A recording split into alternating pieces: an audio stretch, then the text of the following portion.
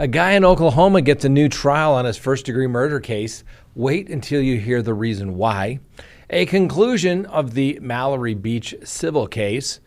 Charges for the woman who sold Robert Deniro's grandson fentanyl. A guy kills his elderly mom and chops her up. And then finally, our dumb criminal of the day. Let's talk about it.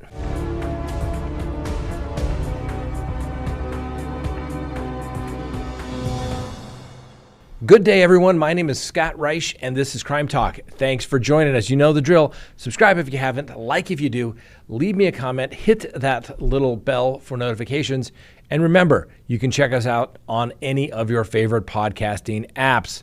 All right, let's go ahead and open the record for July 17th, 2023, and let's begin with the docket. Now, an Oklahoma man who has been convicted of first-degree murder and had been sentenced to life in prison without the possibility of parole has now had his conviction overturned and been awarded a new trial because, wait for it, that's right, one of the prosecutors handling his case and the judge presiding over his case had engaged in an undisclosed sexual relationship. Yes, you cannot do that, ladies and gentlemen. That is unethical. You can't do that. So Robert Leon Hashigan, who earlier that year had been convicted of murdering his 94-year-old neighbor, a woman by the name of Evelyn Goodall, back in 2013, has now had his conviction overturned. His attorney had learned that Tim Henderson, the former Oklahoma County judge who presided over Hashigan's trial, had an affair with one of the three prosecutors assigned to the defendant's case. Now, Judge Henderson and the assistant district attorney, identified only as KC, had previously undisclosed sexual relationship beginning back in 2016 and 2018. It is no exaggeration to state that the very integrity of the judiciary in Oklahoma is at stake here, his attorney wrote regarding the appeal. Quote, if a man can be convicted and sentenced to die in prison at a trial before a judge and a prosecutor who were literally in bed together, then no citizen of Oklahoma can or should expect to get a fair trial in any Oklahoma court, end quote. The Oklahoma Court of Criminal Appeals voted 3-2 to overturn Hashigan's conviction and order a new trial. I want to know what the other two that said he wasn't entitled to a new trial based upon the judge and the prosecutor having an affair. Are you kidding me? Needless to say, the defendant is now presumed innocent once again, and he gets to start his journey all over again, as his attorney noted. Now, though the defense team gave 6 reasons why the conviction should have been overturned, the appellate judges appear to have been most concerned by one argument in particular, that Hashigan had been denied the right to a fair trial. The court noted that he had been deprived of a fundamentally fair trial of his guilt or innocence because he was tried before a judge who should have been disqualified from presiding over the case due to a previously undisclosed sexual relationship between the judge and one of the prosecutors, the court noted. Now, the assistant district attorney, identified only as KC, was not merely present at Hashigan's trial. According to people that were there, she cross-examined multiple defense witnesses and even gave the prosecution's closing argument. And quote, we both firmly believe that we were treated extremely unfairly at trial, said the attorney who worked on defending Hashigan. At the time, they didn't know why. Well, I think we have a better idea now, don't we? Can you imagine, ladies and gentlemen, the judge sleeping with the prosecutor? Leave me a comment below. Does anybody think that that would be okay for the judge to be dating the prosecutor? Oh no. Oh no. This is why judges have to recuse themselves. And we had a case similar to this a while back. I'd probably been 10 years, where there was a magistrate judge. And guess what? He and a prosecutor were going back to his chambers in between, cases and having a relationship. And it didn't come out until later when somebody found out. And guess what? All of those cases that prosecutor and judge were before all had to basically begin anew. The judge ultimately got disbarred because he didn't even respond to the disciplinary proceedings against him. Who knows what he's doing these days? But you just don't do it. See, once again, ladies and gentlemen, you see why I don't get too excited by people in position of authority. I'm not starstruck by really anyone. I've seen judges make big mistakes. I've seen politicians make big mistakes. I've seen people with tons of money make big mistakes. That's just the way it is. So just remember, ladies and gentlemen, look at people for what they're doing at that particular time, not the position they hold. It really doesn't give them any more respect than, well, frankly, that they have to earn every single day. Well, needless to say, Hash Hagen's attorney, they'll try to resolve this via some sort of plea agreement. If not, they are prepared to go to trial. And needless to say, Judge Henderson will not be the one behind the bench for this trial. The former judge resigned after Hash Hagen's conviction after 3 other female attorneys had accused him of sexual misconduct. However, Henderson was never charged with any crime because he was a judge. I mean, because they couldn't find enough evidence to support the allegation. Judge Henderson argued that the sexual relationships he has had with female attorneys had been consensual, and he had always ruled fairly from the bench. He said, quote, "My rulings were fair and supported by the evidence and facts presented by the attorneys." He claimed that as his disciplinary hearing back in November. Despite his claims, some now fear that many other convictions will be overturned on account of Henderson's alleged inappropriate behavior. Obviously, there were hundreds, if not thousands, of people that appeared before the Judge Henderson that did not know he had had a relationship with the DA's office. I'm not sure it's going to go all the way to every case, but at least the one where his girlfriends were before him, that should have been disclosed to all parties. Why would a judge think he could do that? Just arrogance. I'm telling you, ladies and gentlemen, just arrogance. Next, we have resolved the Mallory Beach civil lawsuits. The family of Mallory Beach, who, for those who don't know, is a young woman who was killed during a fatal late-night boat ride back in 2019 with Paul Murdaugh. Well, they have reached a $15 million out-of-court settlement with all remaining defendants just weeks before the civil case was headed to court. Now, Mallory Beach was thrown from the boat when it crashed into the Archer Creeks Bridge in Beaufort, South Carolina. Back in February 2019, her body was found some 5 days later. It is believed that Paul Murdaugh was drunk at the time, with busters accused of lending his younger brother his ID in order for him to buy alcohol before the crash. A global settlement has been reached with several defendants, including convicted killer Alec Murdaugh, who is behind bars. It means that the trial, which was set to begin on August 14th there in Hampton County, South Carolina, has been vacated, or soon will be. Aside from Murdaugh, who owned the boat that crashed, other defendants included the Savannah convenience store owner Greg Parker and his company, Parker's Kitchen, which is a chain of gas stations which sold alcohol to Murdaugh's son, the alleged driver of the boat. Now, the Beach family alleged how a Parker's convenience store employee was negligent to sell alcohol to the underage Paul Murdaugh only hours before the crash, in effect contributing to Mallory's death. Now, although the female clerk selling the alcohol looked at the ID and ran it through her system, verifying that it was valid, she did not make sure that the person handing over the driver's license matched the height and weight or face of the person buying the alcohol. Now, other occupants of the boat also settled claims against Parker's, including Morgan Dowdy, Miley Altman, Connor Cook, and Anthony Cook, and they will all share some $3 million. Connor Cook and cousin Anthony resolved the case for $1 million each, while Dowdy and Altman will split the remaining $1 million. The settlement will give the bulk of the money to the Beach family, and at least that is over. $15 million, not to mention previous settlements they'd already reached with the Murdaugh. Good work to his attorneys.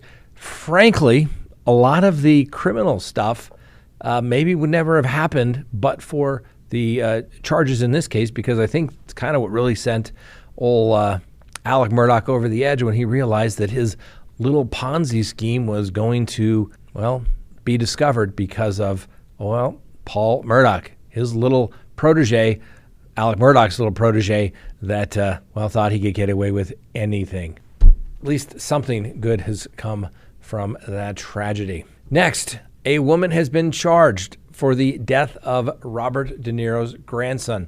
A woman has been arrested on federal narcotic charges for allegedly selling pills laced with fentanyl that led to the death of actor Robert De Niro's 19-year-old grandson.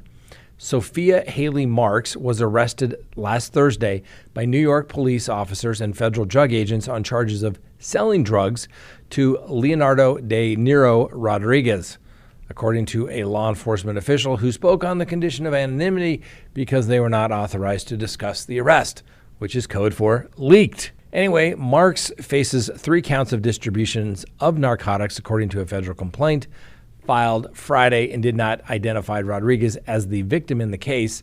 Marks was expected to appear in federal court later last week. There were no online booking records for Marks because, well, she's in federal court. Now, as you may recall, De Niro's grandson, Rodriguez, was found dead in his Manhattan apartment on July 2nd. His cause of death remains under investigation, according to the city's medical examiner. Now, according to the complaint filed in federal court, it alleges that on July 1, the day before Rodriguez's death, Marks sold him 3 counterfeit oxycodone pills that were laced with fentanyl and another 2 counterfeit Xanax pills. Rodriguez died after ingesting one of the oxycodone pills, and the detectives alleged that all in the court filings. Now, on July 9th and again on Thursday, Marks sold a total of 50 suspected counterfeit oxycodone pills to undercover police officers. According to the complaint, when she was arrested Thursday, she was also carrying 156 oxycodone pills and about $1,500 in cash. Now, like I said, Rodriguez was the son of Drenna De Niro, the oldest child of Robert De Niro, and artist Carlos Mallory. Like his famous grandfather, Rodriguez was an actor who had appeared with his mother in projects including Bradley Cooper's 2018 remake of A Star is Born. Robert De Niro said Rodriguez's death that he was deeply distressed from the passing of his grandson, who he loved deeply. Fentanyl is a synthetic opioid, which is 50 times more powerful than heroin. Now, that's according to the Centers for the Disease Control and Prevention, based on provisional data that there were more than 107,000 drug overdoses back in 2022, with synthetic opioids like fentanyl accounting for 2/3 of those overdoses. Now, a couple things about this case. Fentanyl, bad, okay? Know people that have lost people directly because of fentanyl overdoses. I got an idea. Let's just go on a limb here. Don't take other people's meds. Don't take synthetic or counterfeit drugs of any kind off the street from anybody. Just a little practice pointer here from your local criminal defense attorney who's seen too many people die of overdoses because of this. Don't do it. Go get help, okay? Now, for the defendant in this particular case, you are so going to prison. This is charged in federal court, and guess what the penalties are from selling drugs where somebody dies as a result of that? 20 years to life. Why do you know that, Scott, off the top of your head? Because I have one of these cases right now. Not that case, but one very similar to it. They're all over the city. They're all over the state. They're all over the country. They are the flavor of the month. They won't crack down on the importation of fentanyl, so they are going to punish the people that sell the fentanyl to the users of fentanyl that ultimately die from an overdose. I'm not saying there's anything wrong with that. I'm just saying if you stop the stuff from coming in, it's not that big of a secret. It comes from China, it's processed in Mexico, and it comes right into the United States. And it's coming across faster than anybody can possibly imagine. Have cases where we're talking hundreds of thousands of pills, ladies and gentlemen. It is, and that's only what they catch. That's only what they catch. Use your common sense. Don't do drugs. Next, guy kills his mom. Why, you may ask?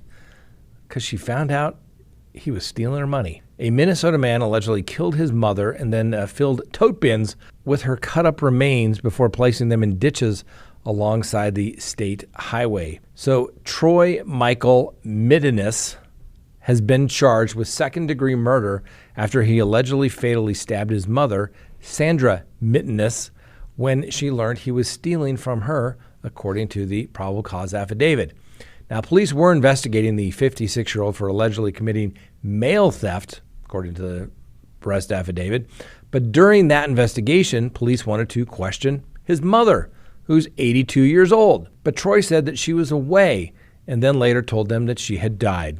Investigators even found an obituary in the home, but after contacting the funeral home and talking to other family members, police filed a missing persons report and tried to locate her. Family members told police that they had not seen Sandra in several months and had thought that she was in fact dead. Troy allegedly told the family that Sandra had fallen and was in the hospital, but could not have visitors because she had COVID-19. After his mother did in fact die, family members said that Troy was quick to try to give her car to another family member and even offered it for free. Now, after hunting down the missing woman's vehicle, police were able to find blood droplets in the trunk. The blood samples were also found in Troy's home, along with a mattress with a large blood stain. Upon questioning, what did he do? That's right, he confessed to killing his mom because she was suspicious of him stealing her money. He also allegedly told investigators that he researched how to kill her. Of course he did.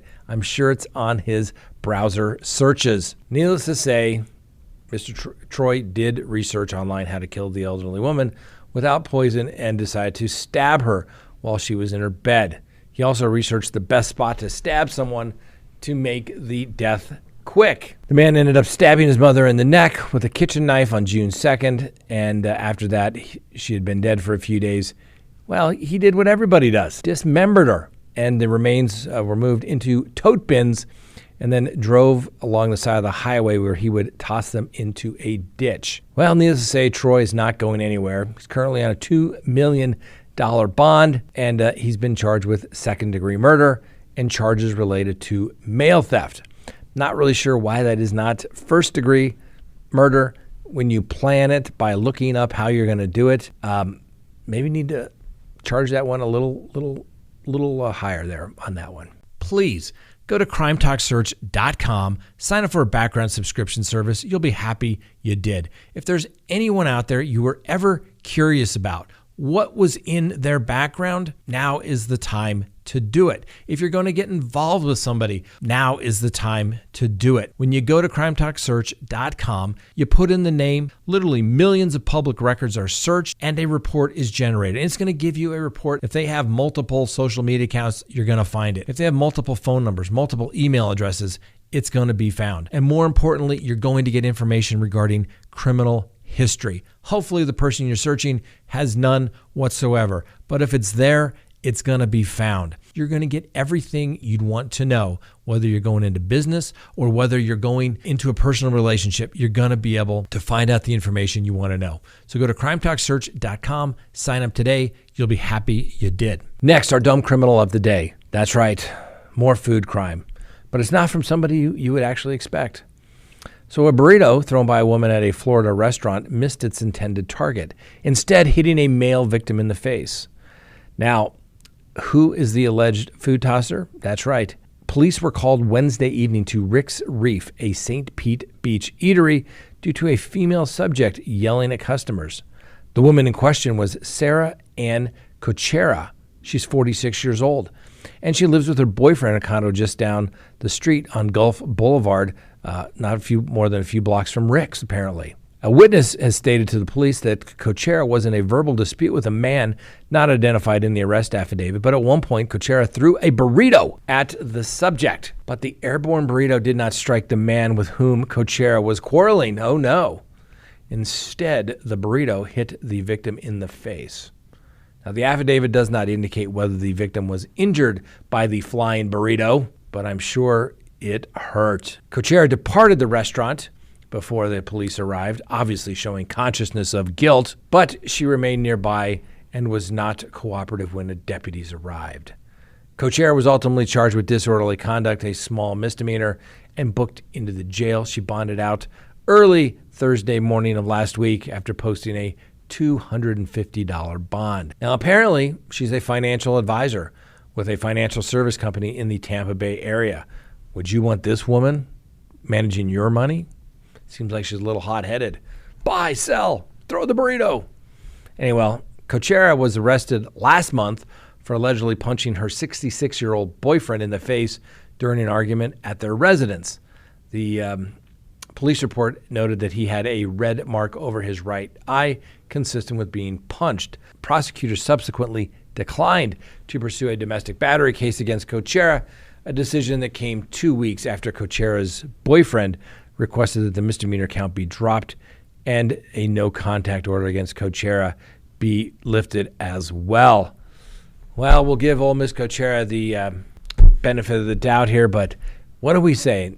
Food crime has got to go. Just say no to food crime. But here's the thing. People think it's funny. It's all funny until somebody gets an eye poked out, right? Let me tell you a story of a case I handled once. A guy was at a bar. He goes up to a woman and says, "Hey, can I buy you a drink?" She says, "No, thank you," and basically tells him to go to hell. At some point, the boyfriend of the girl comes over and says, "Hey, don't talk to my girlfriend," etc. And that was it. They got into a little chest poking kind of thing, but that was it. Then the guy that would soon be the defendant somehow picks up a glass intending to throw it at one of the individuals that was poking him in the chest. He threw that glass, and the guy that was intended for that ducked, hitting a guy at the bar. Hit him in the eye. He lost all vision in his eye. And that man nearly lost everything because of his inability to let it go. So kind of a serious story, even though we're talking about the dumb criminal of the day, because people, let it go. Some things you just got to let it go. I get it. I like to win. I like to crush my enemy. But at some point, you just have to let things go. All right. Thanks for watching. Hope you enjoyed the show. We'll see you next time on Crime Talk.